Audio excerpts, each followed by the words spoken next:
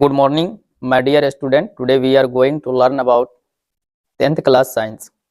My dear student, आज हम excretion जो उत्सर्जन का हमारा चैप्टर है उसको हम देख रहे हैं, जिनमें हम उत्सर्जन के बारे में पढ़ेंगे। उत्सर्जन क्या होता है इनको हम समझने की कोशिश करेंगे। आइए हम देख, ये शरीर के अंदर में जो भी विषाक्त पदार्थ होती है, विषाक्त जो अपशिष्ट पदार्थ होती है, जिनको हम अंग्रेजी में टॉक्सिक वेस्ट के नाम से जानते हैं, उनको हटाने की प्रक्रिया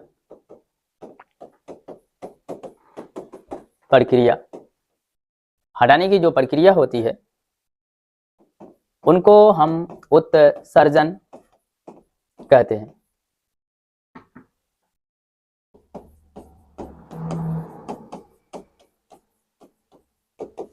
माय डियर स्टूडेंट, जो हमारे शरीर के अंदर में विषाक्त या जिसको आप अपशिष्ट पदार्थ के नाम से जानते हैं, जो विषैले और जहरीले हमारे शरीर के अंदर में होती है, उनको निकालना ही उत्सर्जन कहलाता है।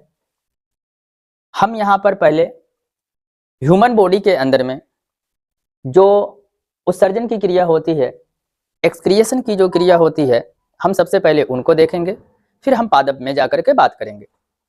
तो इन परिभाषाओं को हम अपने दूसरी लैंग्वेज में लिख सकते हैं, जिसको हम परिभाषा नंबर 2 भी बोल सकते हैं, डेफिनेशन नंबर 2।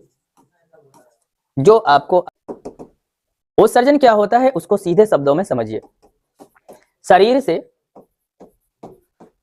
से जहरीली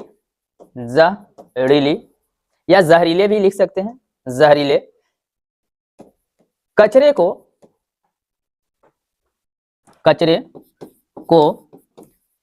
शरीर से बाहर निकालना क्या कहलाता है? उत्सर्जन कहलाता है।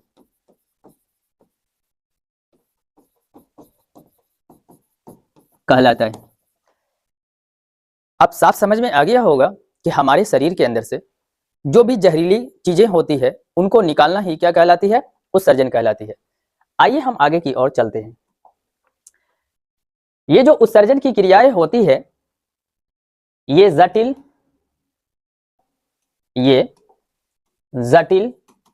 जटिल बहुकोशिकीय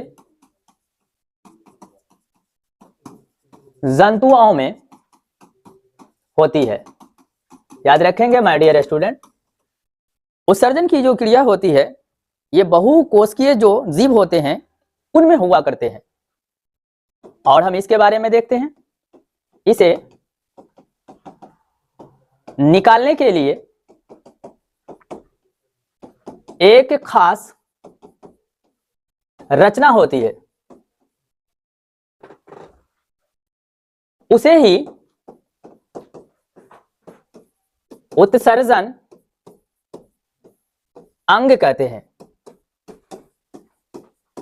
आप समझ गए होंगे कि हमारे शरीर के अंदर से जो कचरे निकलता है वो उत्सर्जन कहलाता है। कचरे के रूप में हम देख सकते हैं, आइए हम आपको यहां ले चलते हैं।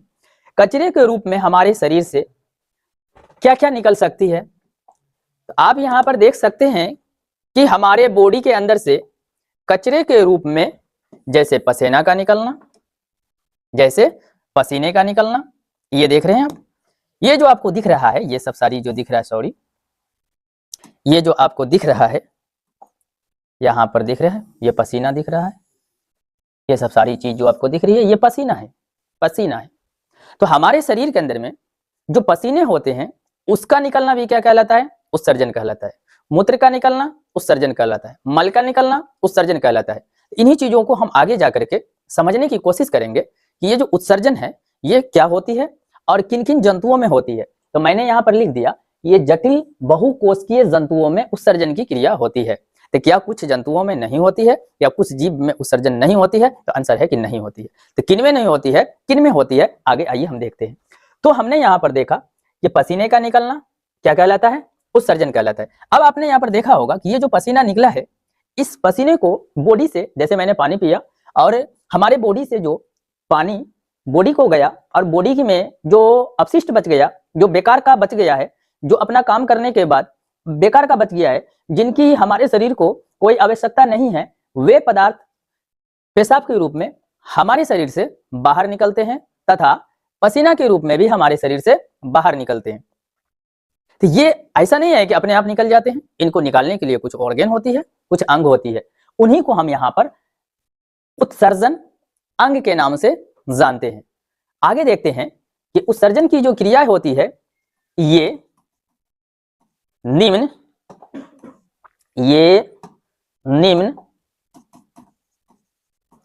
श्रेणियों में, श्रेणी के जंतुओं में ये निम्न श्रेणी के जंतुओं में नहीं पाई जाती है। याद रखेंगे माय डियर स्टूडेंट कि जो निम्न श्रेणी होती है उनमें उत्सर्जन की क्रियाएं नहीं पाई जाती है। तो किस में पाई जाती है? तो बहुकोशिकीय जंतुओं में पाई जाती है। आगे जाने के बाद हम देखेंगे कि बहुकोशिकीय जंतु क्या होती है और जो निम्न श्रेणी की जंतु होती है वो क्या होती है। आगे हम जाने के बाद उनको देखेंगे। यहाँ पर हमने देखा कि निम्न श्रेणी के जंतुओं में उत्सर्जन की क्रियाएं नहीं पाई जाती है। तो निम्न श्रेणी के जंतुओं में कौन कौन आते हैं उनको हम देखने की कोशिश करेंगे। आइए हम आगे की ओर देखते हैं। जैसे हमने यहाँ पर नेक्स्ट स्लाइड लेते हैं। जैसे हम जानते हैं कि जो निम्न श्रेणी की जो जंतु होती है उनमें हो गया आपको अमीबा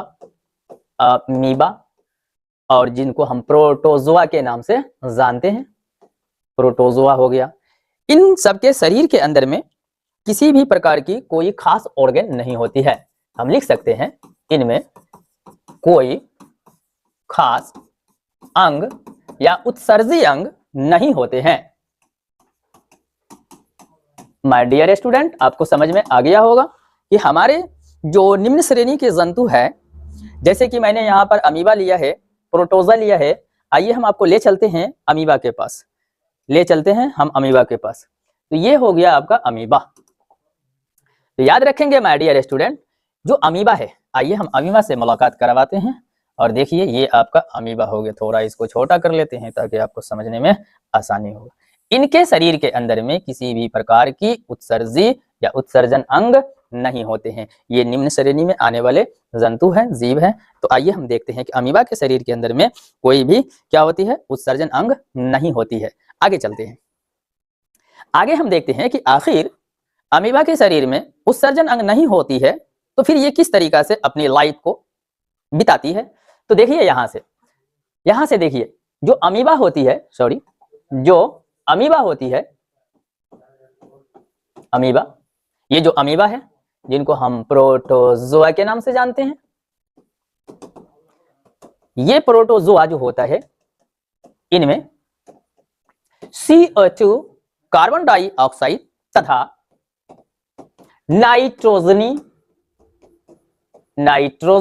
ये ज है नाइट्रोजनी पदार्थों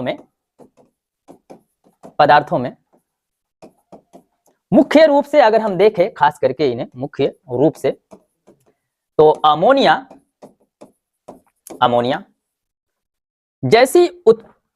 अमोनिया जैसी उत्सर्जी पदार्थ बनती है। It's a very important point for your objective.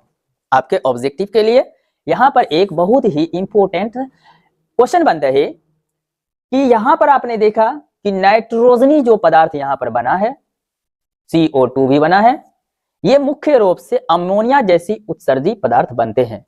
तो याद रखेंगे कि निम्न श्रेणी के जो जंतु होते हैं उनके अंदर में जो अपशिष्ट पदार्थें होती है, जो विषैली चीजें होती है, वो किस में कन्वर्ट हो रही है, अमोनिया के अंदर में कन्वर्ट हो रही है। जैसे कि नाइट्रोजनी हो गया, कार्बन डाइऑक्साइड हो गया, ये सब में कन्वर्ट होकर के किस में आई, अमोनिया के अंदर में आई। याद रखेंगे आगे। अब बात यहां पर आती है, जो हमारे शरीर की सतह से, यहीं से लिख देता हूं, जो हमारी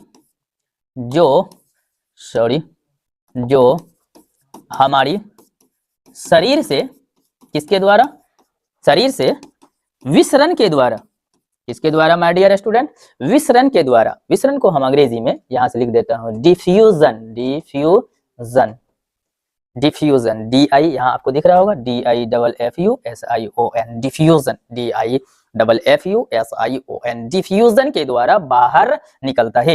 यहीं लिख देता हूं, के द्वारा बाहर निकलता है। माय डियर स्टूडेंट, आप समझ गए होंगे कि जो निम्न श्रेणी के जो जंतु होते हैं उनके शरीर से जो भी ये विषैली जो पदार्थ हैं ये किसके माध्यम से निकलती है?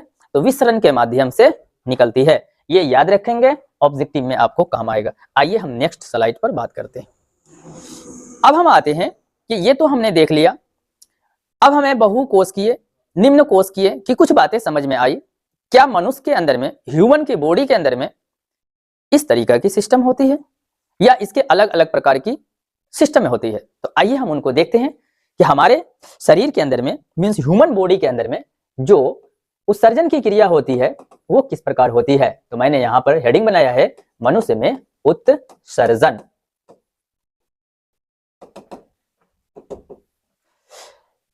याद रखेंगे माय डियर स्टूडेंट, मनुष्य में